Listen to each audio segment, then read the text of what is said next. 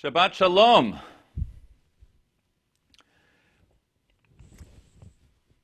In the storied history of journalism, the column that was published in the New York Herald Tribune on November 26, 1963, stands as one of the most memorable articles of all time. The piece is entitled, "It's an Honor." And if you know your history, then you know that it was published in the wake of the assassination and funeral of President John F. Kennedy. Breslin's article, which is studied to this day in journalism schools, attained its acclaim not because it described our nation's grief or delved into the implications of a head of state being killed, or for that matter, assessed President Kennedy's legacy. Breslin's article was remarkable because it was written about Clifton Pollard, a gravedigger at Arlington Cemetery, the man who prepared President Kennedy's grave. Breslin, who passed away in 2017 at the age of 88, would later recall, "I went to the White House and there were 3,000 reporters there. I can't work with that. I decided I'm going to get the guy who is going to dig the grave." So as every other journalist covered a nation in mourning, Breslin found his own angle, writing about Kennedy's funeral from a gravedigger's perspective. The call he received to come to work that morning as he was eating his bacon and eggs, the reverse hoe he used to dig the grave, and the quality of the soil itself, the $3.01 per hour wage that Pollard earned, a man who would be one of the last to serve John Fitzgerald Kennedy. Most of all, the sense of honor shouldered by Pollard in fulfilling his quiet duty. Breslin's article concluding with Pollard's own words, "Like I told you, it's an honor." Breslin made the small big, telling the untold story that reminded his readers of the human story outside the spotlight that might have been missed. This morning, I want to share with you, to speak to you, about the human story of the last 2 months. Not an analysis of our global pandemic, not policy prescriptions, and certainly not politics. I want to speak to you personally, pastorally, as a rabbi, as your rabbi, on behalf of all of the Park Avenue Synagogue clergy who have been caring for our community, grieving with our community, and supporting our community during this unprecedented time of loss. The numbers, as you've seen from the bereavement emails, are staggering. An exponential increase in communal deaths as compared to the same time last year. Members of our community, the loved ones of community members, and the loved ones of our synagogue staff family. Many of those lost have been afflicted by COVID. Many, for lack of a precise term, are what I call COVID-adjacent deaths, meaning the passing of infirm or elderly individuals who, either due to lack of medical or social attention, or because the hospital system is so overwhelmed that it's been forced to prioritize urgent care in unprecedented ways. A precipitous decline and then the death of individuals who in normal circumstances may have gone on to live yet longer. Our parsha this week is Acharei Mot Kedoshim, which translates to after death, holiness. So in the spirit of Breslin, this morning it's not the numbers I want to share, but the stories of our communal loss. Acharei Mot Kedoshim, after death, holiness. The stories of after death, the stories of death itself, and perhaps most painfully, and where we'll begin, Lifnei Mot, before death. Such things should not be ranked, but I have found that the cruelest aspect of our communal losses to be those of lifnei mot, before or preceding death. My thoughts turn to the father of one congregant who went to the hospital accompanied by his wife of 50 years. He hadn't been feeling himself. She sat in the waiting room as tests were conducted. The medical professional came out to greet her and handed her her husband's cell phone and personal effects, instructing her to go home. He had tested positive. All she wanted was to stay at his side, to be with him as she had been for the past 50 years, but it was not meant to be. I think of another congregational family thrust into the position of making end-of-life decisions for the family patriarch who was lying in a hospital room. In my experience as a rabbi, there's nothing more heartbreaking than a family conversation on whether to withhold care for a loved one, except, of course, when those decisions must be made from a distance. I have never, until this month, had to recite the deathbed prayer to a person over the phone, and I hope never to do so again. I think of one individual, a Holocaust survivor, who had survived the camps, Buchenwald and Bergen-Belsen, who arrived in America and rebuilt his life and was blessed with his wife with 4 children, 10 grandchildren, and 4 great-grandchildren, who died last week without his family at his side. I think of 2 other congregants, both of whom died completely alone. In both cases, without next of kin, we arranged their burials by way of lawyers and representatives. Death is cruel enough as it is, but nobody should ever die alone. It's not just the number of deaths, it's the nature of each person's passing that has taken a staggering toll on our congregational families and on all of us.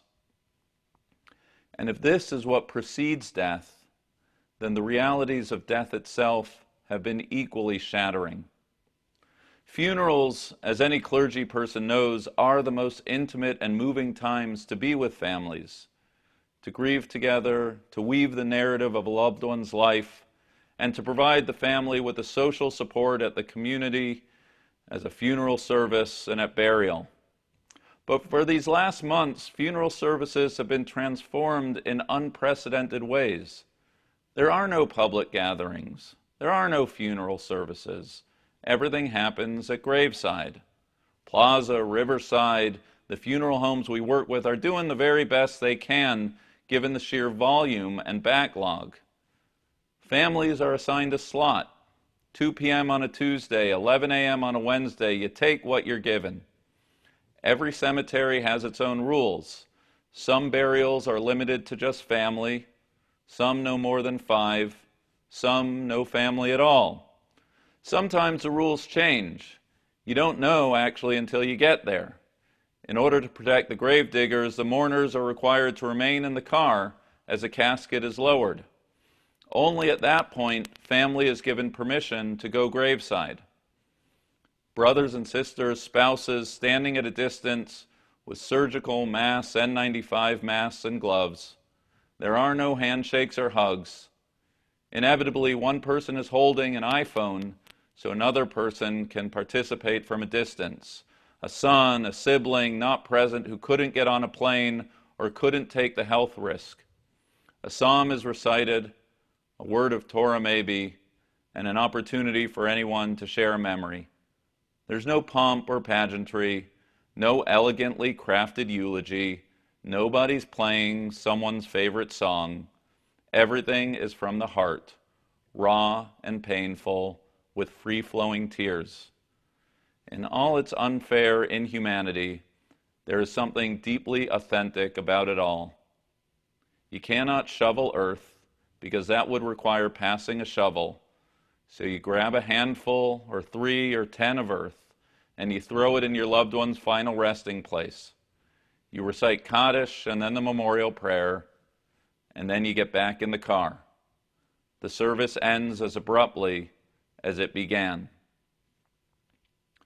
Post-burial Jewish rituals, Shiva, Shloshim, and otherwise, as the rabbis themselves understood, are meant to both honor the dead and comfort the bereaved. But the rabbis never imagined a moment like ours when public assembly is forbidden.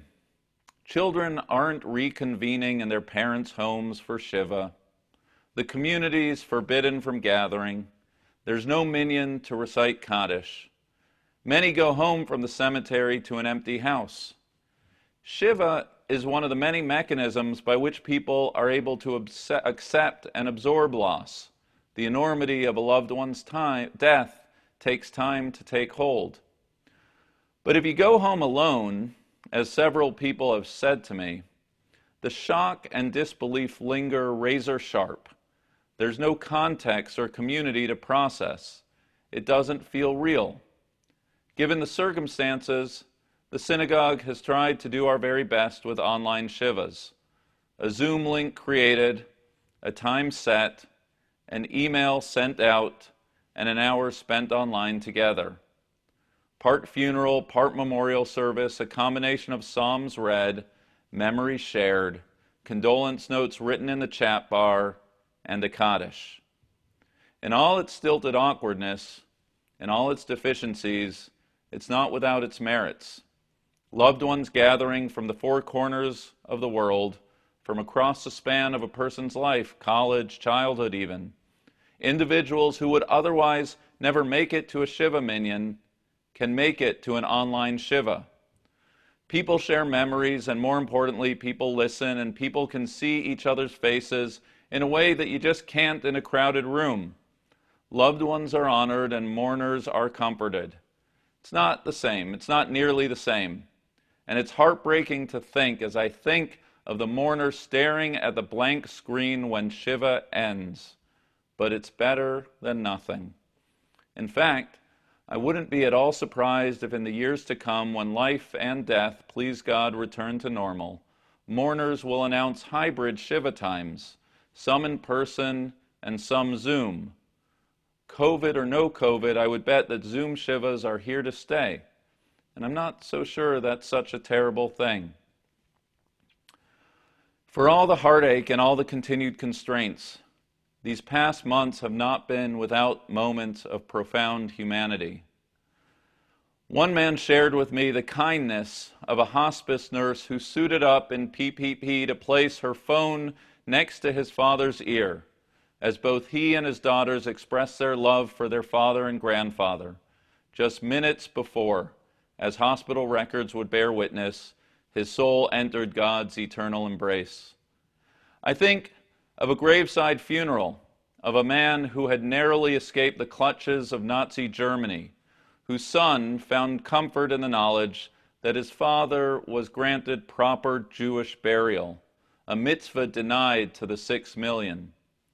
I think of another graveside funeral one windy day, when the scribbled notes of a grandchild blew from his hands and directly into his grandmother's grave.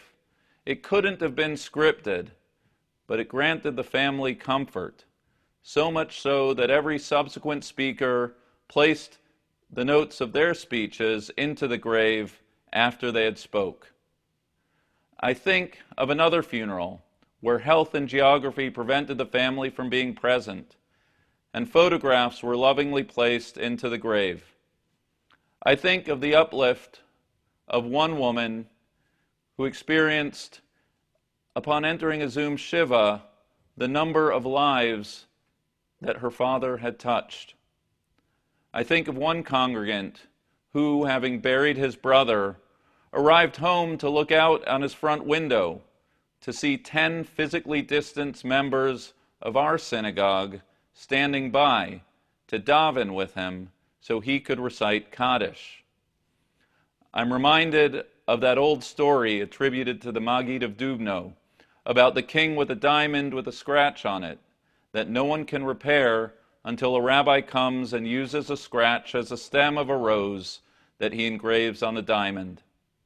We are a long way from being at a point in time when we can hope to create beauty from the hurt and damage we are all suffering. But at the very least, I would like to think that in all those scratches and cracks, the light of humanity and even God can be let in. Even now there is holiness, kedushah, before death, in death, and after death. And as for me, if you're wondering, these months have been filled with the most trying, exhausting, and rewarding stretch of my pastoral career. I'm heartbroken that the pace has not permitted us to check in on the bereaved with greater frequency. We need bereavement groups led by social workers. We need volunteers willing to make phone calls to check in. And clergy need to reflect on how we can care better for our synagogue members, even as we are off to the next passing. We are far from perfect, and I will be the first to name our shortcomings. I would only ask for your patience and your forgiveness as we try to do our level best in this dark hour. And in all of it, to be sure, I'm reminded why I became a rabbi in the first place. To be brought into the confidence of people's lives in their humanity at its most raw. To be extended the opportunity to let the wisdom of our tradition ease a person's sorrow. To be present to remind people that even when they are most isolated, they are not alone. Accepting the healthcare professionals on the front lines literally saving lives right now, I'm hard-pressed to think of a vocation more worthwhile. The clergy team, your clergy team, as always, stands ready to serve. Like I told you, it's an honor. Shabbat Shalom.